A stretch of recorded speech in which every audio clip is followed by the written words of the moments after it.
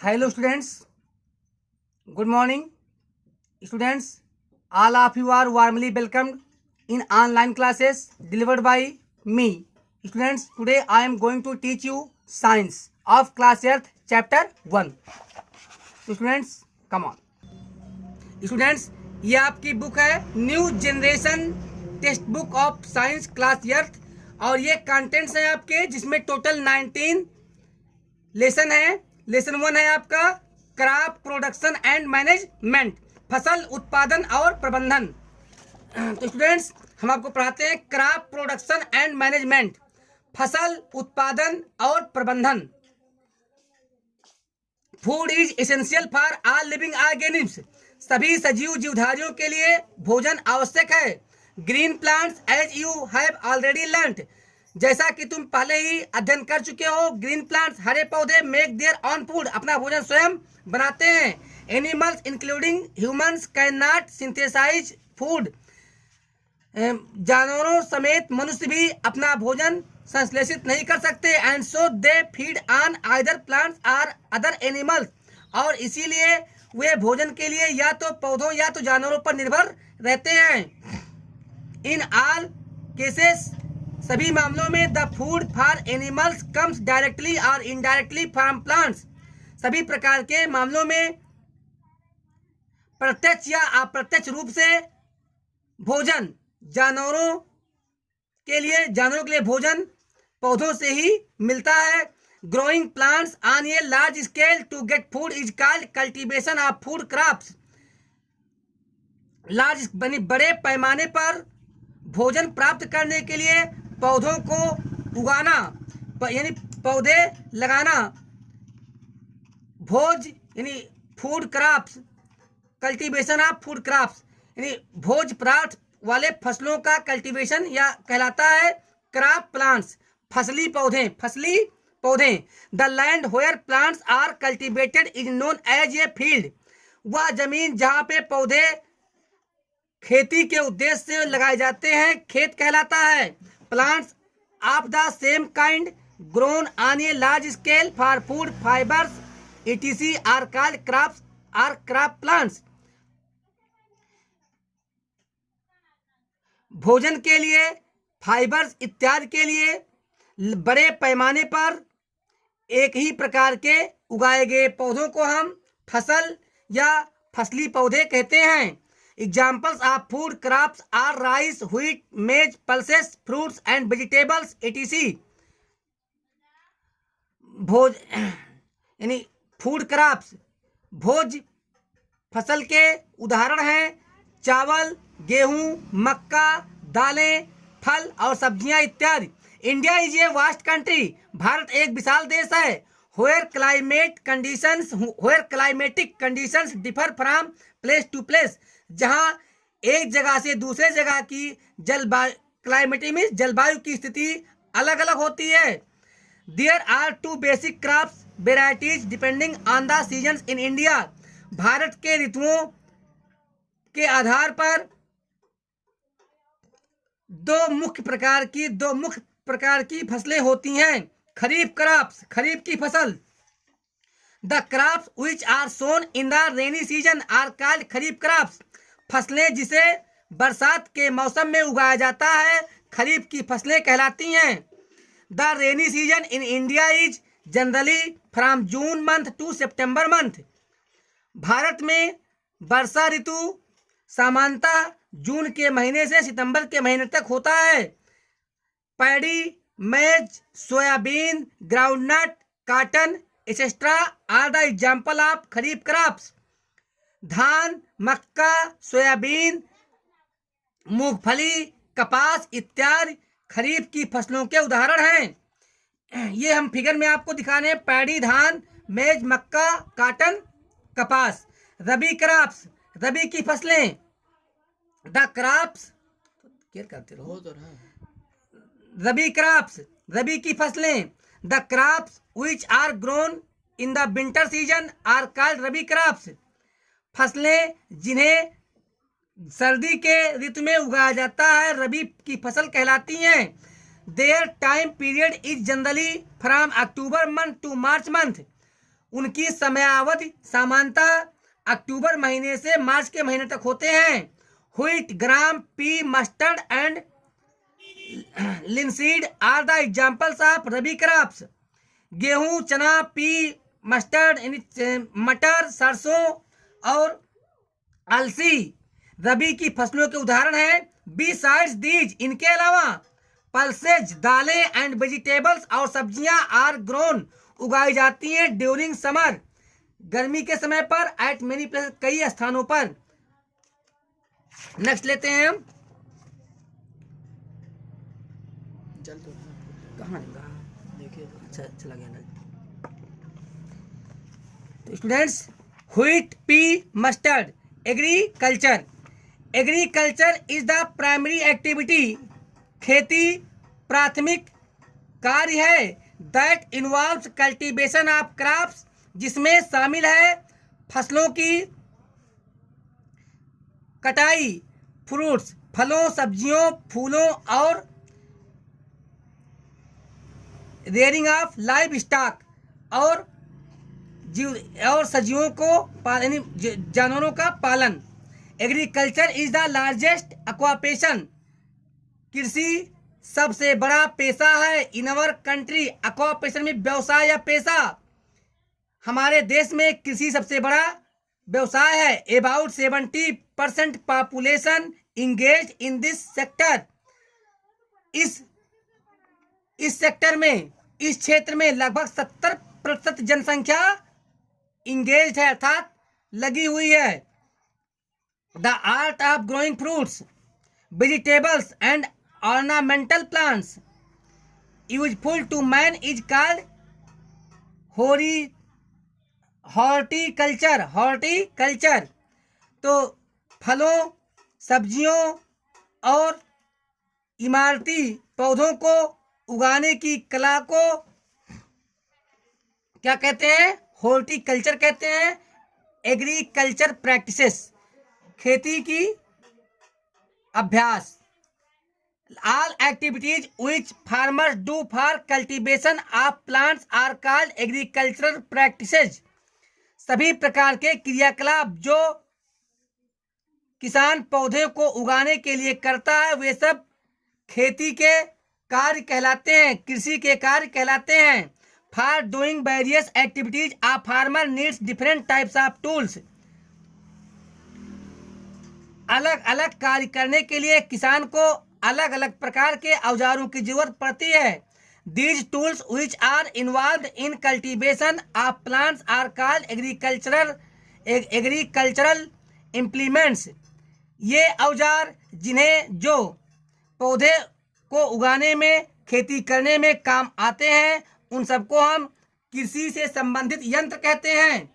Farmers perform agricultural practice in ये sequence.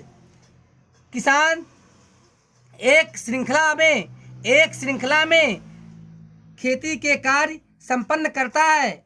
They are as follows, वे कार्य इस प्रकार से हैं। नंबर 1, प्रिपरेशन ऑफ सॉयल, मिट्टी की तैयारी। नंबर 2, सोइंग, बीज की बुआई। Number 3, adding manure and fertilisers, उर्वरक या देसी खाद मिलाना। नंबर 4, इरिगेशन, सिंचाई। नंबर 5, प्रोटेक्शन फ्रॉम बीड्स, खरपतवारों से सुरक्षा। नंबर 6, हार्वेस्टिंग, कटाई। नंबर 7, स्टोरेज, भंडारण। स्टूडेंट्स, प्रिपरेशन ऑफ सॉयल, मिट्टी की तैयारी। मृदा की तैयारी। One of the most important task in agriculture is to turn the soil, loosen it. खेती में सबसे महत्वपूर्ण कार्यों में एक कार्य मिट्टी को जोतना, उसे भुरभुरा करना होता है। The loose soil allows the roots to penetrate and breathe easily even when they go deep into the soil.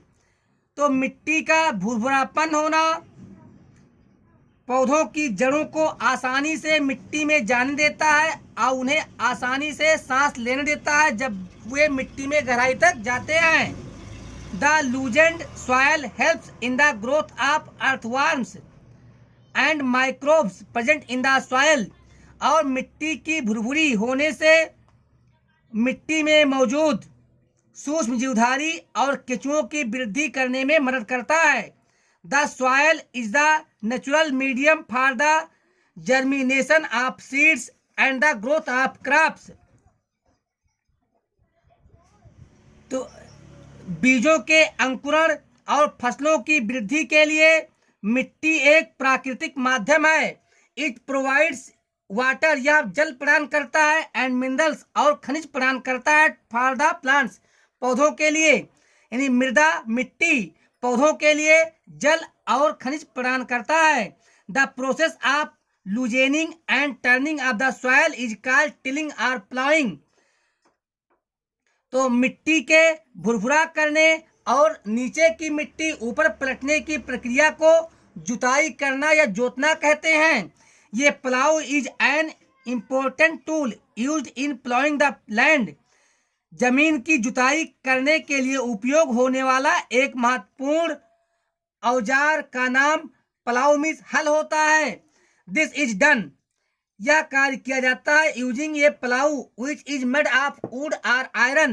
यानी जुताई का कार्य हल के द्वारा किया जाता है जो लकड़ी या लोहे का बना होता है।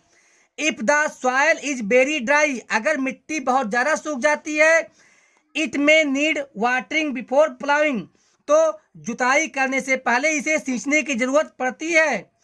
आफ्टर प्लाइंग, जुताई के बाद, जोतने के बाद, the field still contains big lumps of soil called crumbs. यानी जुताई के बाद भी मिट्टी में को खेत में मिट्टी के बड़े बड़े ढेर होते हैं जिन्हें हम ढेले कहते हैं। बड़े बड़े टुकड़े होते हैं जिन्हें हम ढेला कहते हैं।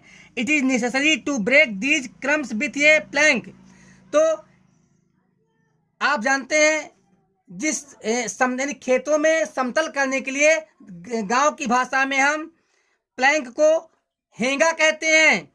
हेंगा, तो इन बड़े बड़े मिट्टी के टुकड़ों को तोड़ने के लिए हेंगे की जरूरत पड़ती है। हेंगा की जरूरत पड़ती है।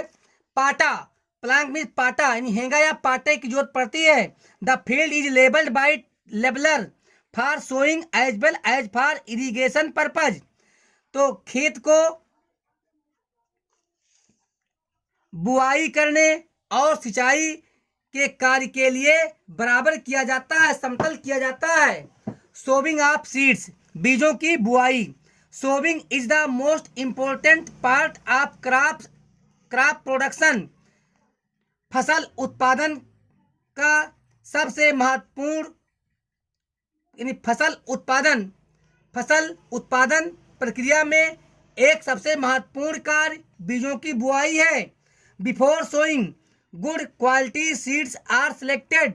बुआई करने से पहले अच्छी गुणवत्ता वाले बीजों का चुनाव किया जाता है। These are clean and healthy seeds of a good variety. ये स्वच्छ और अच्छी प्रजातियों वाले स्वस्थ बीज होते हैं। Farmers prefer to use seeds which give a high yield. किसान उन बीजों को बोना चाहता है जो उच्च पैदावार दे, ज़्यादा पैदावार दे। Before sowing one of the important tasks is to know about the tools used for sowing seeds. बुआई करने से पहले महत्वपूर्ण कार्यों में एक महत्वपूर्ण कार्य यह होता है कि बीजों की बुआई करने के लिए औजारों के बारे में जानना। ट्रेडिशनल टूल्स, परंपरागत औजार। It is the tool shaped like funnel use traditionally for sowing seeds. यह कुप्पी के जैसे आकार का औजार होता है जो हम परंपरागत रूप में बीजों की बुआई के लिए उपयोग करते हैं। The seeds are filled into the funnel. उस फ्यूनल में बीजों को भर दिया जाता है। Pass down through 2 or 3 pipes having sharp ends. और इनमें 2 या 3 पाइप लगे होते हैं जिनकी मुंह पतली होती है। These ends pierce into the soil and places seeds there. यही तीनों पाइप नलियां नीचे जमीन में चला करती हैं और उनसे बीजों का बिखराव होता रहता है। Seed drill. Nowadays, the seed drill is used for sowing with the help of tractors. आजकल ट्रैक्टरों की मदद से बुआई के लिए सीड ड्रिल का प्रयोग किया जाता है। With help of this tool, sows the seeds uniformly at proper distances and depth. इस औजार की मदद से नियमित यानी उचित दूरी और गहराई पर समान रूप से बीजों की बुआई संभव हो जाता है। It ensures that seeds get covered by the soil after growing and prevent damage caused by birds. इस विधि से बुआई करने पर हम इन बातों के लिए विश्वस्त रहते हैं कि मिट्टी में अच्छी तरह से बोए गए बीज ढक जाते हैं और उन्हें किसी प्रकार के चिड़ियों और कीड़े मकोड़ों के द्वारा नुकसान होने से बचाया जा सकता है। It saves time and labour.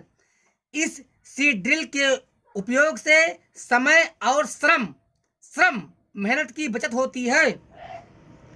Transplantation, स्थानांतरण करना, इसको हम बैठाना भी कहते हैं। आप जानते हैं कि धान का बेरन डालते अलग है, बैठाते अलग हैं। This process is used for certain crop such as paddy and some vegetables. यह प्रक्रिया कुछ विशेष फसलों जैसे कि धान और कुछ सब्जियों के लिए उपयोग की जाती है। Seeds are not directly sown in the field. बीजों की बुआई सीधे तौर पर खेतों में नहीं की जाती। They are first sown in the nursery. उन्हें पहले पौधशालाओं में बोया जाता है। अंटिल दे जर्मिनेट, जब तक कि उनका अंकुरण ना हो। But small plantlets are directly planted in the field. लेकिन छोटे छोटे पौधे जिन्हें हम बेरन कहते हैं को सीधे खेतों में रोप दिया जाता है, रुपाई की जाती है। This method helps the transplantation की यहाँ मीनिंग होगी रोपाई करना। This method helps the farmers to select only the healthy seedlings and space them properly while planting. यह विधि किसानों को केवल स्वस्थ पौधों का चुनाव करना और पौधों के बीच नियमित दूरी बनाए रखने में मदद मिलती है। एडिंग मैनर्स एंड फर्टिलाइजर्स, देसी खाद और उर्वरक मिलाना। When a land is used for many years for growth of the same crops, जब एक ही प्रकार की फसलों को कई सालों तक उगाया जाता है, it becomes deficient in some nutrients, तो वह खेत कुछ पोषक तत्वों की कमी आ जाती है, उस खेत में कुछ पोषक तत्वों की कमी हो जाती है। Crops need nutrients for their growth, पौधों को अपनी वृद्धि के लिए पोषक तत्वों की जरूरत होती है। And pickup these nutrients from the soil, और पौधे ये पोषक तत्व मिट्टी से प्राप्त करते हैं। इसलिए the soil has to be replenished with its lost nutrients from time to time using materials like manures and fertilizers। इसीलिए समय समय पर मिट्टी में कुछ पदार्थों जैसे देसी खाद या उर्वरक का प्रयोग करके मिट्टी में कम हुए पोषक तत्वों की प्रतिपूर्ति करनी पड़ती है। Manure is an organic material that is used to increase the fertility of soil. देसी खाद एक कार्बनिक पदार्थ है जिसका उपयोग मिट्टी की उपजाऊपन बढ़ाने में किया जाता है। फर्टिलिटी मीन्स उपजाऊपन। It is obtained from plants and animals waste like cow dung, urine and plant parts, vegetable और fruit peels, night soil etc। तो स्टूडेंट्स, इसे पौधों और जानवरों के अपशिष्ट पदार्थों जैसे कि उनके मलमूत्र, पौधों के कुछ भाग या सड़ी सब्जियां या फलों के छिलके इत्यादि को सड़ाकर बनाया जाता है। These wastage are dumped in the pits at open places and allowed to be decomposed by microbes. इन पदार्थों को खुले में किसी गड्ढे में रखा जाता है और इनमें थोड़ा पानी डाल दिया जाता है, फिर इनमें कुछ केंचुओं को डालकर मैनोर का निर्माण किया जाता है। Manure is the traditional natural fertilizers used by the farmers. देसी खाद किसानों के द्वारा प्रयोग किए जाने वाला परंपरागत प्राकृतिक उर्वरक होता है। इट इज कंसीडर्ड, ऐसा माना जाता है, it is considered better than the chemical fertilisers. इसे रासायनिक उर्वरकों की अपेक्षा बेहतर माना जाता है। Fertilisers are chemicals which are prepared in factories. उर्वरक रसायन होते हैं जिन्हें कारखानों में तैयार किया जाता है। They are rich in one or two nutrients and are used as when needed. वे एक या दो पोषक तत्वों से परिपूर्ण होते हैं और जब जरूरत पड़ती है उनका उपयोग किया जाता है। फॉर एग्जाम्पल, उदाहरण के लिए urea, potash and super phosphate etc. Chemical fertilisers, उदाहरण के लिए यूरिया, पोटास और सुपर फास्फेट इत्यादि। केमिकल फर्टिलाइजर्स, रासायनिक उर्वरक, have becomes popular with farmers. रासायनिक उर्वरक किसानों में लोकप्रिय हो चुके हैं, मशहूर हो चुके हैं। बिकॉज, क्योंकि most of them are soluble in water. उनमें से अधिकतर उर्वरक पानी में घुलनशील होते हैं। And can be easily absorb by plants, और आसानी से पौधों के द्वारा शोषित किए जाते हैं। The use of fertilisers results in a higher crop yield. उर्वरक के प्रयोग का परिणाम फसलों का हाई उत्पादन है। However, nutrients in fertilisers may be washed away due to rain और इरिगेशन। फिर भी उर्वरक में मौजूद पोषक तत्व वर्षा या सिंचाई के जल से बह जाते हैं। Students, difference between fertilisers and manures. उर्वरक और देसी खाद में अंतर। Manure fertilisers. Number 1, manure easily made using animals and plant based. देसी खाद को जानवरों और पौधों के अपशिष्ट पदार्थों से आसानी से बनाया जाता है। Fertilizer is made in factories in well defined way. जबकि उर्वरक को कारखानों में एक निश्चित नियम पूर्वक विधि से ही बनाया जाता है। Number 2, no harmful effects as fully natural. देसी खाद का कोई हानिकारक प्रभाव नहीं पड़ता क्योंकि यह पूरी तरह से प्राकृतिक होता है। Side effects as it is chemical. जबकि उर्वरक का साइड इफेक्ट होता है, यह नुकसान पहुंचा सकता है क्योंकि यह रसायन है। Manure provides mainly organic matter. देसी खाद मुख्य रूप से कार्बनिक पदार्थ प्रदान करता है। Fertiliser provides mainly nutrients. और उर्वरक मुख्य रूप से पोषक तत्व प्रदान करता है। Manure are good for long term soil fertility. लंबे समय तक मिट्टी की उपजाऊपन के लिए देसी खाद अच्छा होता है। Fertilisers are not good for long term soil fertility if usage in excessive amount. अगर अत्यधिक मात्रा में उर्वरक का प्रयोग किया जाता है तो लंबे समय तक मिट्टी की उपजाऊपन के लिए अच्छा नहीं होता। Manure are not effect as fertilisers. देसी खाद का प्रभाव उर्वरक के प्रभाव के इतना नहीं होता। दिस मीन्स मैन्योर कम प्रभावशाली होता है। Fertilisers are very effective in obtaining fast result, यानी जल्द परिणाम प्राप्त करने के लिए उर्वरक बहुत ही प्रभावशाली होते हैं। मैन्योर इज वेरी चीप, देसी खाद बहुत सस्ते होते हैं। फर्टिलाइजर इज वेरी कॉस्टली, जबकि उर्वरक बहुत महंगे होते हैं। ये हमारे अंतर थे। अब हम पढ़ते हैं इरिगेशन, सिंचाई। Water is important for proper growth and development of plants, पौधों के नियमित वृद्धि और विकास के लिए जल महत्वपूर्ण होता है। वाटर इज एसेंशियल, जल आवश्यक होता है। बिकॉज, क्योंकि germination of seeds doesn't take place under dry conditions, क्योंकि शुष्क अवस्था में बीजों का अंकुरण नहीं होता। Nutrients dissolve in water get transported to each part of the plants, पानी में घुला हुआ पोषक तत्व पौधों के प्रत्येक पार्ट तक पहुंच जाता है।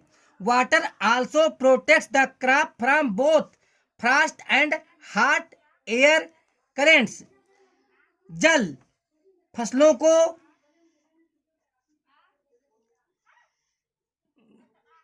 गर्म हवा के झोंकों और पाला दोनों से बचाता है। The supply of water to crops at different intervals is called irrigation, अलग अलग समयांतराल पर फसलों को पानी की आपूर्ति सिंचाई कहलाती है। It is not good to depend on rain for water, पानी के लिए वर्षा पर निर्भर रहना ठीक नहीं होता। एज, क्योंकि it is not fully reliable, क्योंकि यह पूरी तरह से निश्चित नहीं रहता। ये proper irrigation system will ensure timely and adequate water to crops,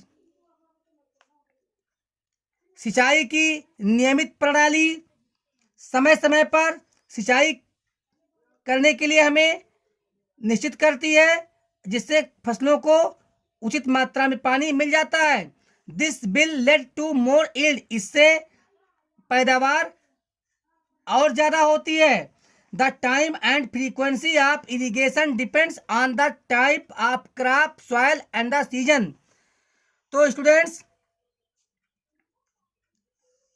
सिंचाई का समय और सिंचाई कितनी बार की जाए यह फसलों, मिट्टी और ऋतुओं के प्रकार पर निर्भर करता है। सोर्स ऑफ इरिगेशन, सिंचाई के साधन बेल्स, कुएं, ट्यूबवेल्स, पंपिंग सेट, पॉन्ड्स, तालाब, लेक्स, झीलें, रिवर्स, नदियां, डैम्स, बांध एंड कैनाल्स, नहरें, all the sources of irrigation सिंचाई के साधन हैं। The water available in wells, lakes and canals is lifted up by different methods in different regions for taking it to the fields.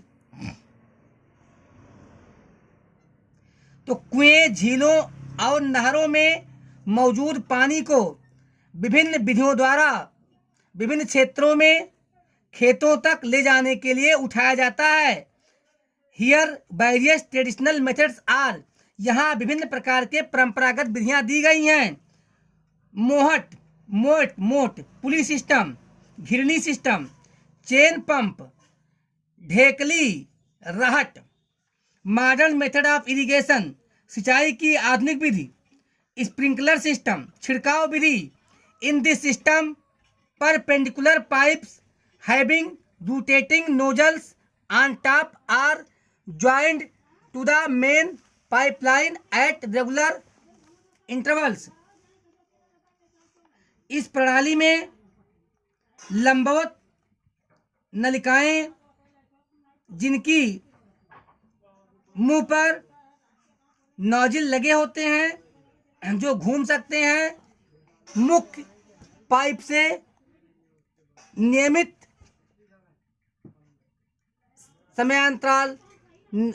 अंतराल पर जुड़े रहते हैं when water is allowed to flow through the main pipe, जब मुख्य रूप से जब मुख्य नली से पानी को बहने के लिए अलाउ किया जाता है, अंडर प्रेशर, कुछ दबाव देकर, कुछ दाब के साथ, with the help of a pump, किसी पंप की मदद से, it sprinkles from the rotating nozzles, तो घूमने वाले छिद्रों से की माध्यम से पानी निकलता है। It is a method of applying water similar to the natural rainfall, या फिर प्राकृतिक वर्षा की तरह फसलों में सिंचाई करने की अच्छी विधि है। Drip system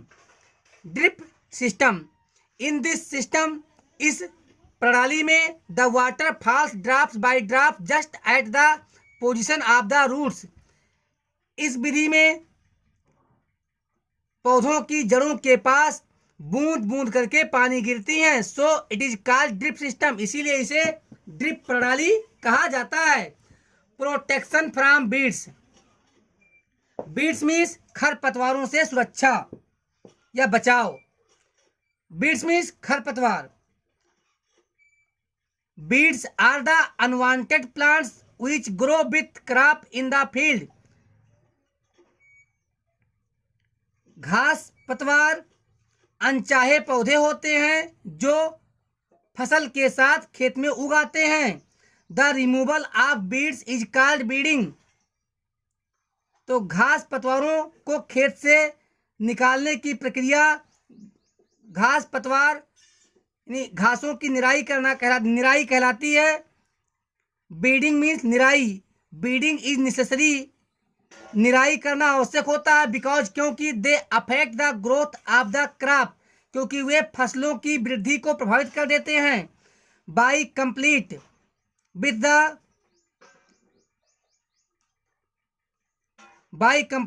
the crop plants for water, nutrients, space and light, तो किस प्रकार से वे पौधों से जल, पोषक तत्व, स्थान और प्रकाश के लिए प्रतिस्पर्धा करके, क्योंकि जो भी हम पानी देते हैं पौधों के लिए तो वो घास पतवार भी ले लेते हैं। इस प्रकार हमारा पौधा उचित मात्रा में नहीं पा पाता। बीड कंट्रोल, घास पतवार पर नियंत्रण। Farmers use many ways to remove weeds and control their growth, किसान घास पतवारों को हटाने के लिए और उनकी वृद्धि को नियमित करने के लिए कई तरीके उपयोग करता है। Tilling before sowing crops helps in uprooting and killing of weeds which may then dry up and get mixed with the soil,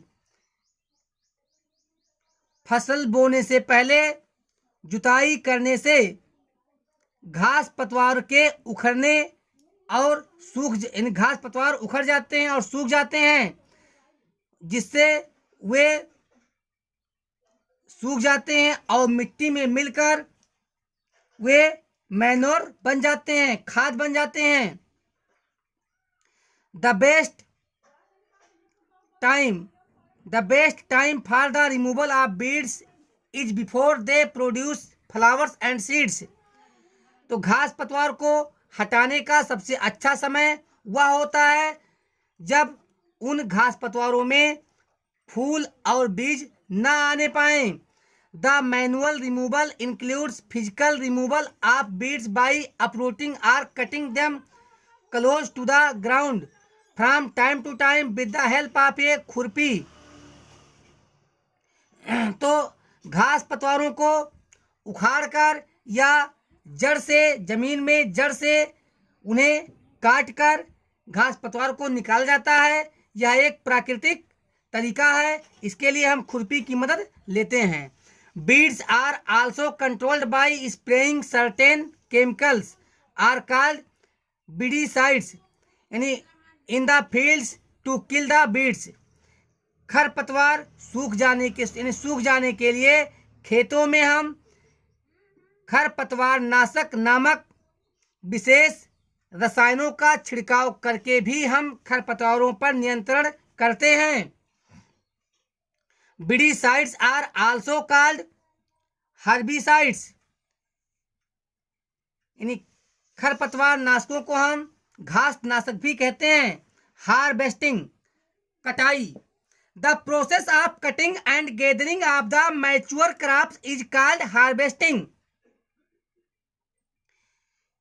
यानी पूर्ण रूप से तैयार फसल की कटाई और इकट्ठा करने की प्रक्रिया को हार्वेस्टिंग कहते हैं. Harvesting can be done by the following methods. निम्नलिखित विधियों के द्वारा हार्वेस्टिंग की जाती है. मैनुअल हार्वेस्टिंग, हाथ से कटाई. The crop is harvested either manually using a sickle और using a machine called harvester. फसलों की कटाई हंसिया नामक यानी हंसिया के प्रयोग से हाथ से की जाती है या हार्वेस्टर नामक मशीन के प्रयोग से की जाती है. Farmers use sickles to harvest their crops like maize, wheat and paddy. मक्का, गेहूं और धान जैसी फसलों की अपनी कटाई के लिए किसान हंसियों का उपयोग करते हैं. हंसिया. Fruits and vegetables are plucked manually by the farmers. जबकि किसानों के द्वारा फलों और सब्जियों को हाथों से तोड़ा जाता है. थ्रेसिंग, मड़ाई. The threshing is the process of separating fruits और सीड्स फ्रॉम द प्लांट्स और ईयर्स. मड़ाई फलों अथवा बीजों को पौधों से या पौधों के काटे गए पौधों से अलग करने की प्रक्रिया होती है. It is followed by winnowing which consist of separating grain seed from chaff. इसके बाद विनोइंग में होता ओसाना. इसके बाद ओसाने की प्रक्रिया होती है जिसमें अनाज को भूसे से अलग किया जाता है. Threshing methods worry with type of crop. अलग अलग प्रकार के फसलों के लिए मड़ाई की विधियां अलग अलग होती हैं. It is a step in grain preparation after harvesting and before winnowing. फसलों की कटाई के बाद और ओसाने से पहले यह अनाज तैयार करने की प्रक्रिया होती है. अर्लियर, पहले के समय में the threshing was done by hand but now machines are use to simplify this process. प्राचीन समय में मड़ाई का कार्य हाथ से किया जाता था, लेकिन अब इस प्रक्रिया को आसान करने के लिए यंत्रों का उपयोग किया जाता है. विनोइंग, ओसाना. Wind winnowing is an agricultural method developed by ancient कल्चरर्स.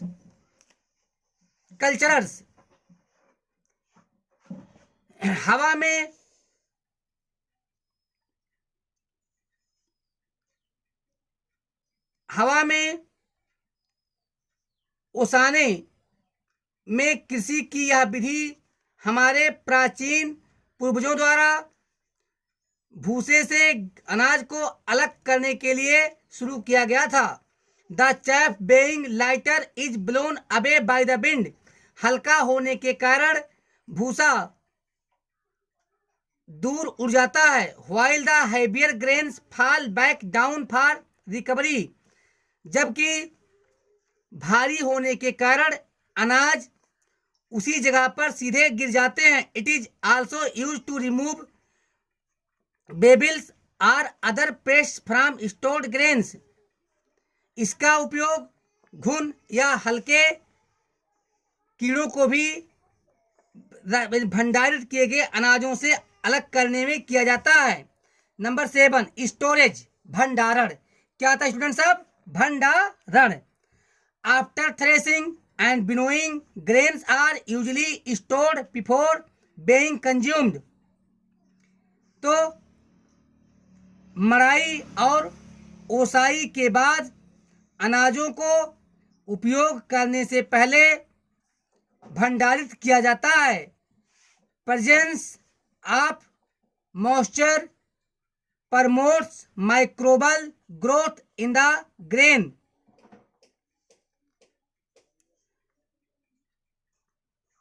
तो नमी यानी नमी की मौजूदगी से अनाज में सूक्ष्म जीवधारियों की उत्पत्ति हो जाती है। सो ग्रेन्स आर ड्राइड, इसीलिए अनाजों को या दानों को सुखाया जाता है इन द सन, धूप में, and then packed in bags और बिन्स, और तब इन्हें बोरियों या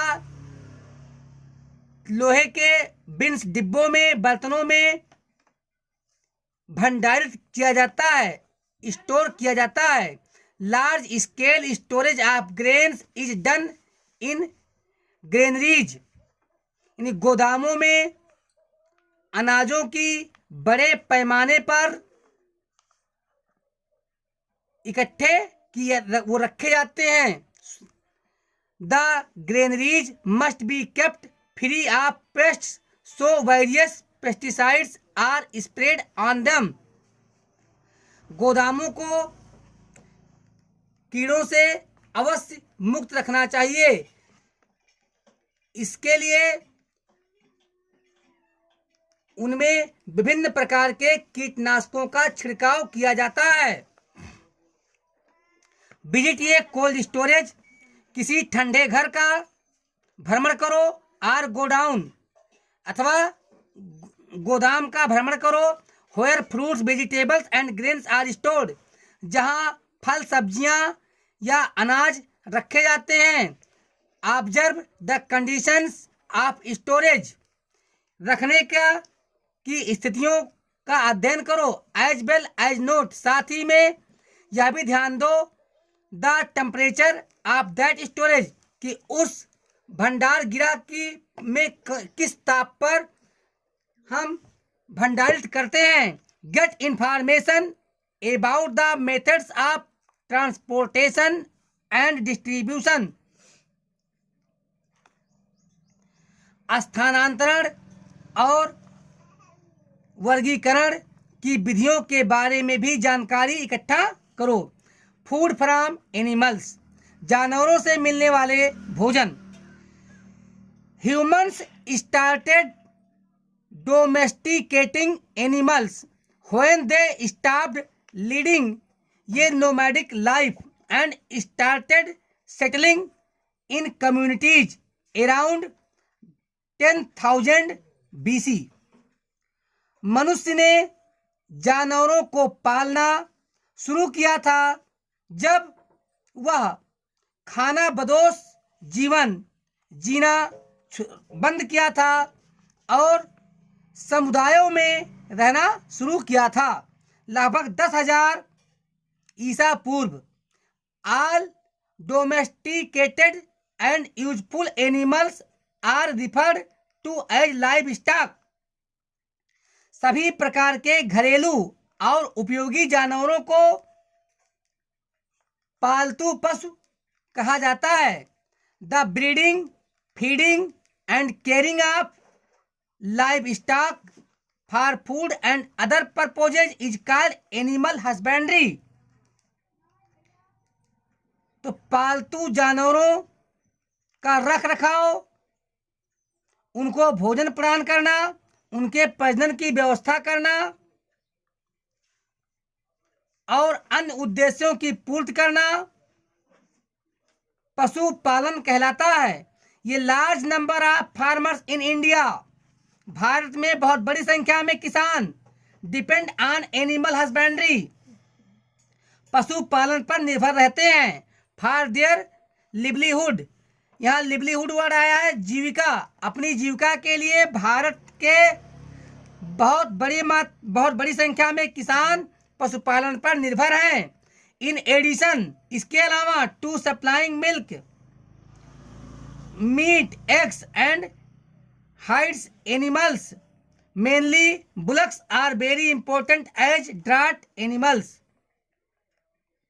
इसके अलावा दुग्ध की आपूर्ति, दुग्ध, मांस, अंडों और जानवरों से मिलने वाली उपयोगी वस्तुओं और बैल मुख्य रूप से उपयोगी जानवर होते हैं। क्विक रिकैप पढ़ लेते हैं एक बार। Food is essential for all living organisms. सभी सजीव जीवधारियों के लिए भोजन आवश्यक है। The crops which are sown in the rainy season are called kharif crops. फसलें जिन्हें वर्षा ऋतु में बोई जाती हैं खरीफ की फसलें कहलाती हैं। The crops which are grown in the winter season are called rabi crops. फसलें जिन्हें जाड़े के मौसम में बोया जाता है रबी की फसलें कहलाती हैं। Agriculture is the largest occupation in our country. कृषि हमारे देश में सबसे बड़ा व्यवसाय है। The soil is the natural medium for the germination of seeds and growth of crops. मृदा बीजों के अंकुरण और फसलों के उत्पादन का प्राकृतिक माध्यम है। The process of loosening and turning of the soil is called tilling और प्लाइंग। मिट्टी को भुरभुरी करने और नीचे की मिट्टी ऊपर पलटने की प्रक्रिया को जुताई अथवा जोतना कहते हैं। Sowing is the most important part of crop production. फसल उत्पादन का सबसे महत्वपूर्ण कार्य बुआई है। Water also protects the crop from both Frost and hot air currents. जल फसलों को पाला और गर्म हवाओं के झोंकों से बचाता है। तो स्टूडेंट्स अब नेक्स्ट वीडियो में इसका फॉलो अप देखिएगा। ये क्लास 8 का साइंस है, हम एक्सरसाइज भी कराएंगे। तब तक के लिए थैंक यू। कोरोना से बच के रहिएगा। धन्यवाद।